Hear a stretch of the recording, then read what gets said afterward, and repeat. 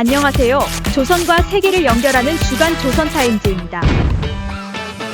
조선 뉴스 첫 번째입니다. 중국 파견 노동자, 신소 권리 보장, 조선 국제사회 비판 의식. 최근 조선 당국이 중국에 파견된 자국 노동자들의 권리 보호에 신경 쓰라는 지시를 내린 것으로 전해졌습니다. 해외 파견 노동자들이 겪는 인권 침해 문제가 국제적으로 이슈가 되면서 이에 대한 대응 차원의 지시를 내린 것으로 보여집니다. 앞서 2월 말 뉴요커는 비영리 탐사보도 단체 불법 바다 프로젝트가 작성한 보고서 내용을 토대로 중국의 수산물 가공 공장에서 일하는 조선 노동자들이 심각한 인권 유린 상황에 처해 있다고 보도한 바 있습니다. 7일 데일리 NK 조선 내부 소식통과 중국의 대북 소식통에 따르면 조선 당국은 이 같은 보도가 나온 이후 국제사회에서 인권 침해 문제가 제기되자 노동자들의 권리 보호와 안전한 작업 환경 제공에 더 많은 주의를 기울이라는 내용의 지시를 현지 관리 간부들에게 하달했습니다. 조선 내부 소식통은 국가에서는 국제적인 제재의 주요 원인을 노동 환경이라고 보고 있다면서 이에 노동자들의 근로 조건을 개선하기 위해 작업 현장별 엄격한 규제를 마련하고 근무 조건을 주기적으로 검토해 월별 보고를 체계화라는 방침을 내린 상태라고 전했습니다. 특히 조선 당국은 이번 지시에서 해외 파견 노동자들에게 신소할 권리가 있다는 점을 지속 교육해야 한다고 주문했다고 합니다. 관리 간부에 의해 목소리가 묵살되지 않도록 대사관, 영사관, 보위원 등에게 바로 신소할 수 있도록 하는 것도 중요하다고 강조했습니다. 또한 조선은 상습적으로 성폭력을 행사하는 관리 간부들을 교체 방안을 검토 중인 것으로 알려졌습니다. 이에 대해 소식통은 남녀 문제에서 소리가 많이 난 남성 관리자를 다른 문제로 짚어 조용히 교체하려 한다고 말했습니다. 성범죄에 대한 책임을 묻기보다는 국제사회로부터 지적받을 만한 빌미를 제공해 국가의 위상을 깎아내렸다거나 처신을 똑바로 못했다는 이유를 들어 교체를 준비 중이라는 겁니다. 이와 관련해서 올해 여성 노동자의 해외 파견을 줄이는 것도 검토되고 있고 당성이 높은 여성 간부를 파견하는 문제도 올려놓는 등 여러 가지 대책을 강구하고 있다고 소식통은 설명했습니다. 두 번째 뉴스입니다. 사교육 시장 커지자 단속 강화, 개인 교사 처벌 잇따라.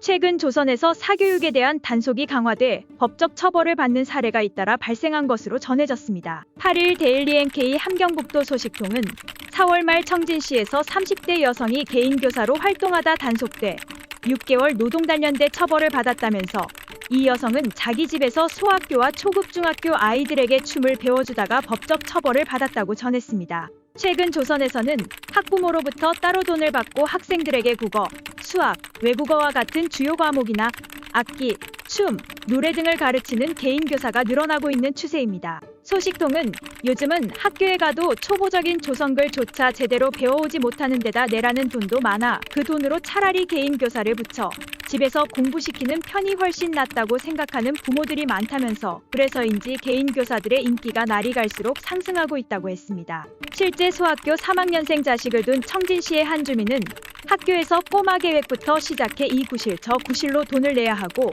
여기에 담임 선생의 부탁까지 들어주면 한 달에 드는 비용이 70만 원 이상이라고 했습니다. 이어 그렇다고 학교에 가서 제대로 배워오는 것도 아니니 그럴 바엔 개인 교사를 붙이는 게 100배 나을 것 같다는 생각에 아이를 학교에 보내지 않고 집에서 공부시키고 있다고 말했습니다. 이와 관련 소식통은 이 때문에 학생 출석률이 말이 아닌데 도당이 이러한 실정을 보고받고 비사회주의 그룹바를 동원해 개인 교사들에 대한 단속을 대대적으로 벌이고 있다고 전했습니다. 청진시에서 처벌을 받은 여성도 최근 사교육에 대한 단속이 강화되는 분위기에서 시범에 걸려 바로 단련대에 끌려가게 된 것이라고 합니다. 이 여성은 청진사범대학을 졸업했으나 학교 교사로 일하지 않고 집에서 춤과 노래를 가르쳐주며 돈을 벌어오다 단속에 걸렸다고 합니다.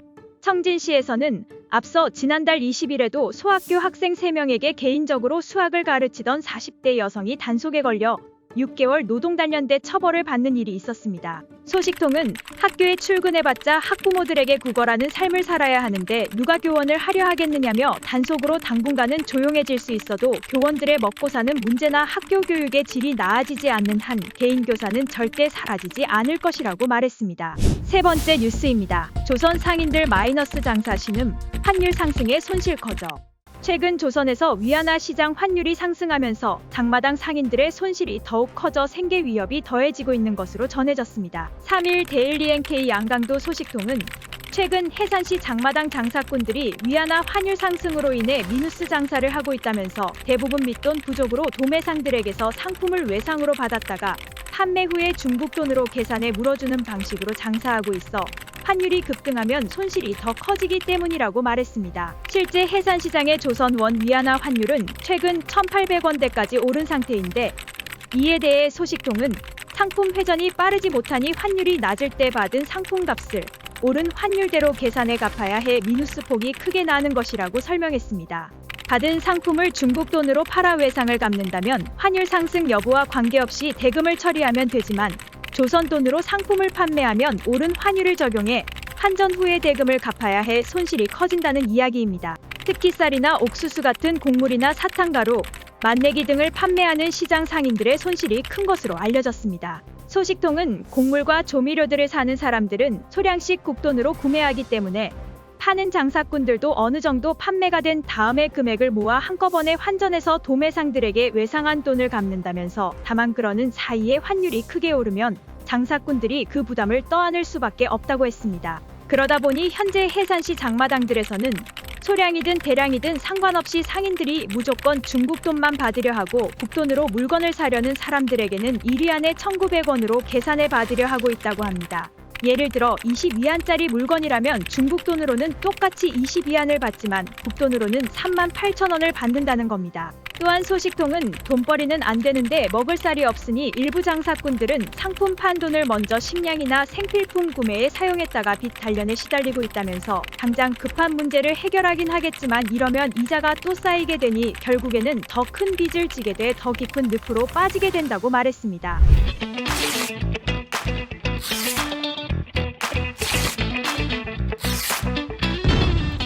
세계 뉴스 첫 번째입니다. 푸틴 대통령 집권 5기 취임식, 김정은은 친서 보내고 미국은 보이콧. 21세기 로시아 황제로 불리는 을라지미르 푸틴 러시아 대통령의 취임식이 7일 크렘린궁에서 열렸습니다. 인테르팍스 등 로시아 매체에 따르면 이날 푸틴 대통령은 2030년까지 6년의 임기를 더 복무할 대통령으로서 국가 헌법에 대한 선서를 했습니다. 푸틴 대통령은 연설에서 로시아에 봉사하는 것은 큰 영광이자 책임이며 신성한 의무라며 우리는 단결된 위대한 국가이며 함께 모든 장애물을 극복하고 우리가 계획한 모든 것을 실현하고 모두 함께 이길 것이라고 했습니다. 푸틴 대통령은 지난 3월 15에서 17일 치러진 대선에서 87.28%의 득표율로 5선에 성공했습니다. 그는 2030년 대선에도 출마할 수 있어 6선에 성공하면 84세가 되는 해인 2036년까지 정권을 연장할 수 있습니다.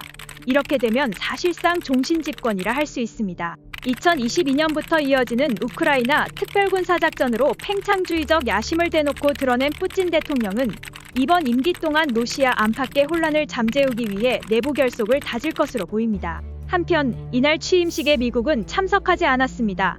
영국과 캐나다, 대부분의 유럽연합 국가들도 취임식을 보이콧했지만 프랑스는 대사를 파견했습니다. 김정은 조선 국무위원장은 푸틴 대통령의 취임을 축하하는 친서를 보냈습니다. 최근 사망한 로시아 반체제 인사 나발리의 부인 율리아 나발라야는 푸틴의 취임식을 앞두고 영상을 통해 우리나라는 거짓말쟁이, 도둑, 살인자가 이끌고 있다. 하지만 이는 반드시 끝날 것이라고 말했습니다. 두 번째 뉴스입니다. 로시아가 사용한 조선 미사일 적중률 절반 수준.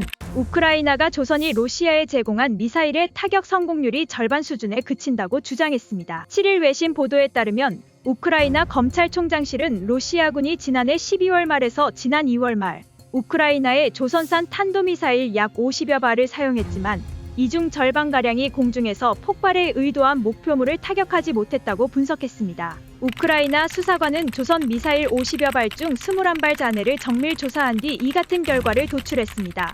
우크라이나 검찰총장실은 로이터와 인터뷰에서 북한이 제공한 로켓 중 절반이 궤도를 이탈해 조기 폭발했다고 설명했습니다. 우크라이나 검찰은 로시아가 발사한 조선산 미사일이 50기에 달한다는 첩보를 통해 총발사 횟수를 추정했습니다.